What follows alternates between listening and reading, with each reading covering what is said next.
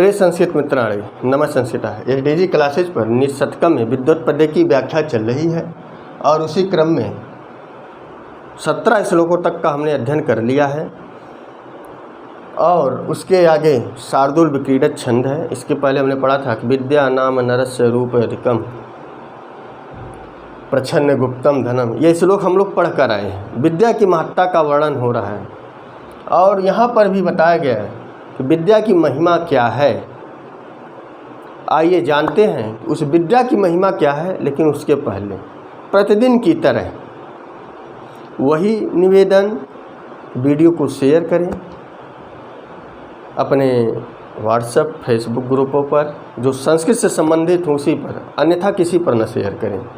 हो तो शेयर करें और लाइक अवश्य करें। देखो, लाइक से एक समर्थन मिलता है। जैसे हम आपके लिए कीमती समय निकालकर कुछ पढ़ाने का प्रयास करते हैं।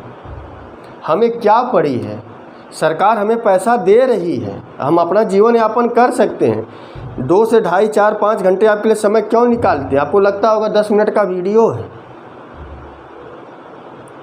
और 10 मिनट के पढ़ा कर चले जाते, बोलते हैं कि हम आपका कीमती समय क्यों लें।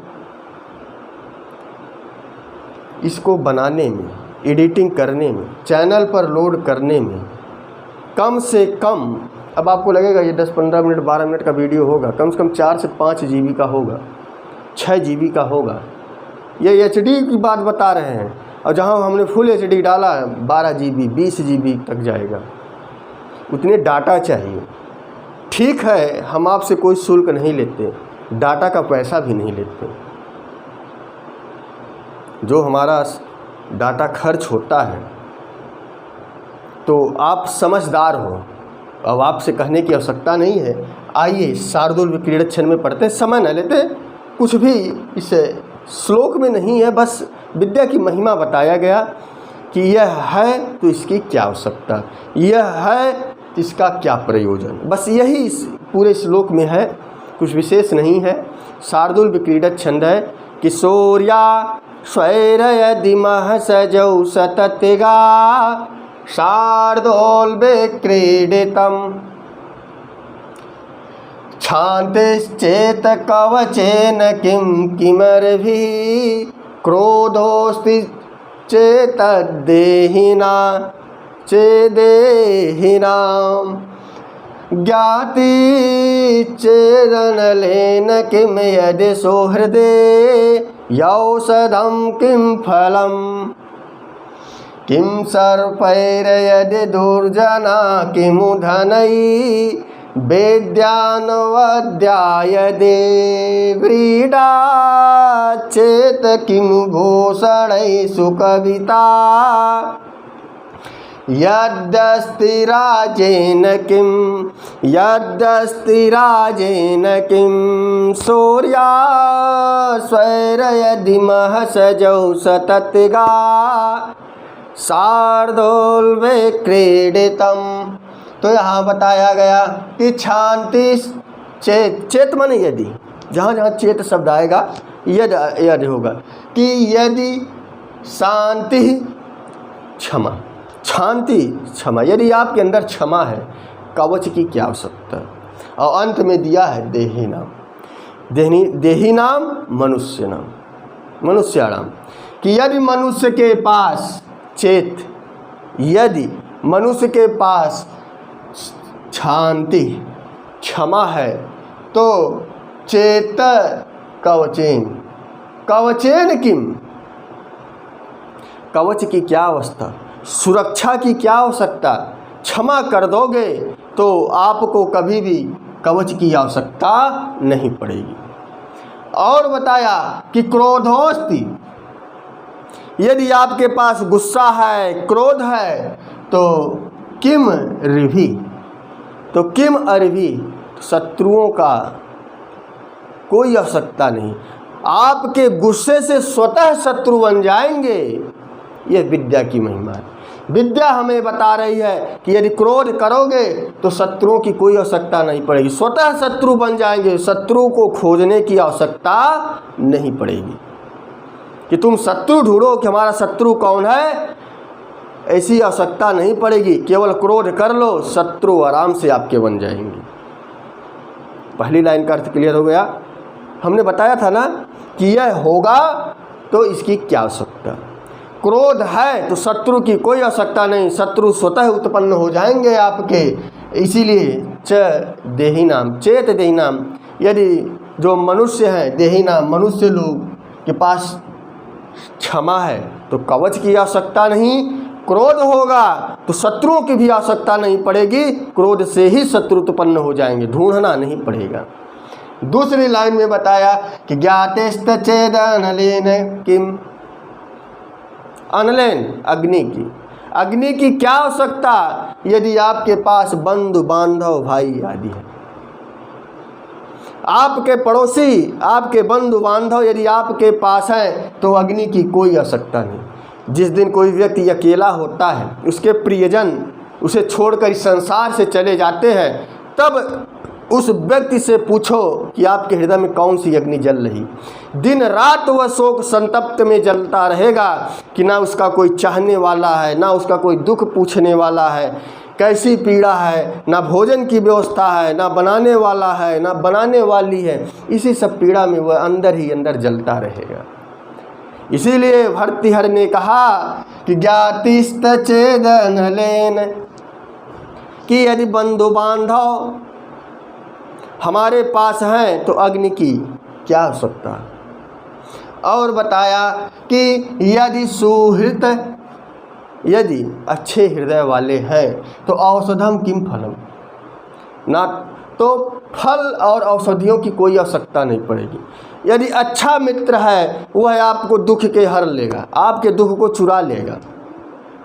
अच्छा मित्र का मतलब कि आपके दुख को, यदि आपके ऊपर कोई दुख भी पड़ा है, उस दुख का वो सहभागी हो जाए, बंटवारा कर ले आपका दुख, तो आपको ना कभी औषधि की ज़रूरत पड़ेगी ना फल की ज़रूरत। फलम माने यहाँ पर प्राप्ति के अर्थ में, औषधि कभी भी आप जो है दवाई की आवश्यकता नहीं पड़ेगी। समझ में आया कि सुहृद, सुंदर हृदय वाला सुहृद, कोई अच्छा मित्र यदि हमारा मिल गया जिससे हम सुख दुख को कह सकते हैं, अपनी भावों को व्यक्त कर सकते हैं और मुसीबत में हमारे साथ खड़ा हो सकता है, कभी हम अधीर होंगे हमें ढाढ़स बना सकता है, यदि ऐसा मित्र होगा तो जीवन में हमें कभी भी औषधि की आवश्यकता नहीं पड़ेगी। दूसरी लाइन का अर्थ क्लियर हो गया। अब आ जाओ नीचे तीसरी लाइन में कि किम सर्पै यदि दुर्जना किम, यदि आपके पास दुष्ट लोग हैं, कि जिस स्थान पर आप रहते हो या जिस छात्रावास में रहते हो, विद्यार्थी के जीवन से जुड़े, जिस छात्रावास में रहते हो उसके ऊपर के तल में दुर्जन, नीचे के तल में दुर्जन, अगल बगल के कमरों में दुर्जन, तो समझ लेना तब आपको सर्प की आवश्यकता नहीं पड़ेगी। सर्प का काटा हुआ व्यक्ति एक बार बच जाएगा, लेकिन दुर्जन से कटा हुआ व्यक्ति, दुर्जन के गुणों से मारा हुआ व्यक्ति, दुर्जन के गुणों से युक्त व्यक्ति या दुर्जन के गुणों से जो दुर्जन के गुण उस व्यक्ति में आ जाते हैं, जीवन भर वह मरता रहेगा लेकिन मर नहीं पाएगा।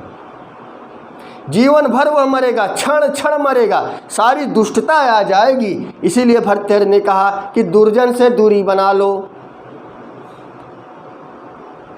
आप किसी गंदे स्थान पर रह लो, जहाँ गाय भैंस सूअर आदि रहते हो वहाँ रह लो, लेकिन दुर्जन के साथ न रहो। दुर्जन एक ऐसा पुरुष होता है, एक ऐसा दुष्ट स्वभाव वाला मानुष है कि यदि उसकी संगति में पड़ गए तो जीवन भर मरते रहोगे, क्षण क्षण मरोगे। सर्प के काटने पर तो केवल एक बार मरोगे, जीवन समाप्त हो जाएगा। लेकिन दुर्जन व्यक्ति होगा, ऐसे दुर्गुण सिखा देगा, उस दुर्गुण से आप बाहर नहीं निकलोगे, हमेशा मारते फिरते रहोगे। इसीलिए भर्तृहरि ने कहा कि किम सर्पै यदि दुर्जना किम, यदि आपके पास दुष्ट लोग हैं, दुर्जन लोग हैं, तो फिर सर्प की आवश्यकता नहीं होगी। सर्प का काटा हुआ व्यक्ति एक बार बच सकता है, लेकिन दुर्जन की संगति में पड़ गए और बिगड़ गए तो फिर बचा नहीं जा सकता। और आगे बताया कि धनैर्विद्या नमद्या, यदि आपके पास विद्या है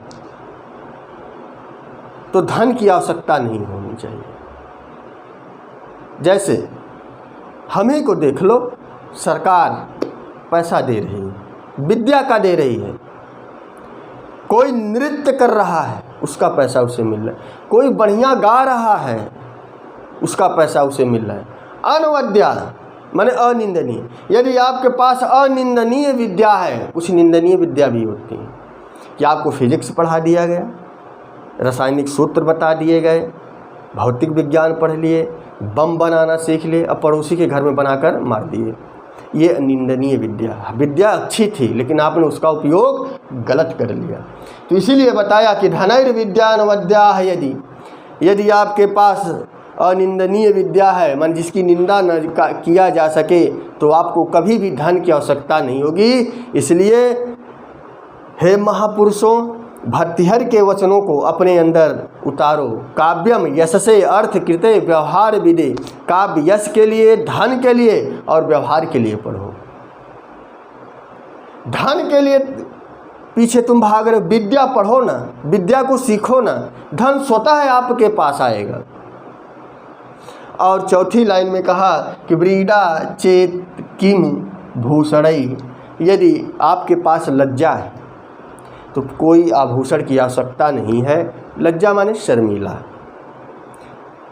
शर्मीला का मतलब यह हुआ कि जो शर्मीले स्वभाव के होते हैं वो हर बात का उत्तर नहीं देते, जिसका ज़रूरी समझते हैं उसी चीज़ का वह उत्तर देना चाहते हैं। लेकिन जो शर्मीला नहीं है, एक शब्द बोला नहीं उसे 10 शब्द वह आपसे बोल देगा, तो वह लज्जा नहीं। लाख सुंदर स्त्री हो, यदि उसके अंदर लज्जा नहीं है, शर्मीलापन नहीं है, तो कोई भी आभूषण पहन ले वो सुंदर नहीं कहला सकती। तो लज्जा ही हमारा आभूषण है। और सुकविता यदस्ति राज्येन की। यदि कि आपके पास सुंदर कविता करने की क्षमता है तो राज्य की कोई आवश्यकता नहीं पड़ेगी, क्योंकि पहले कविताएं जो ये लिखी गई हैं बहुत पुरानी समय की लिखी गई हैं। तो उसी समय को लक्ष्य करके लिखा गया कि पहले जो बड़े बड़े कवि हुआ करते थे वह राजाओं के यहाँ नवरत्नों में शामिल हुआ करते थे। और जब भी वह राजा की सभा में जाते थे, राजा उस अपनी गद्दी को छोड़कर उस कवि को स्थान देता था। इसीलिए भर्तृहरि ने कहा कि सुकविता यदस्ति राज्येन की। यदि आपके पास सुंदर कविता करने की क्षमता है, बढ़िया बढ़िया गाना लिख लेते हो, तो फिर आपको राज्य की आवश्यकता नहीं है। पूरा राज्य आपको अपने सिर पर धारण करेगा। देख लो बहुत सारे ऐसे गायक हैं। लता मंगेशकर को देख लो, क्या सुरीली आवाज़ है। 55-56 साल में लड़की जैसा आवाज़ निकाल देती थी, ये हमारी लता थी। और आज सभी के सिर पर वह धारण है, सभी के मन मस्तिष्क में उनके गाने हमेशा आते रहते हैं। लोग ओठों के द्वारा उस गानों को गुनगुनाते रहते हैं।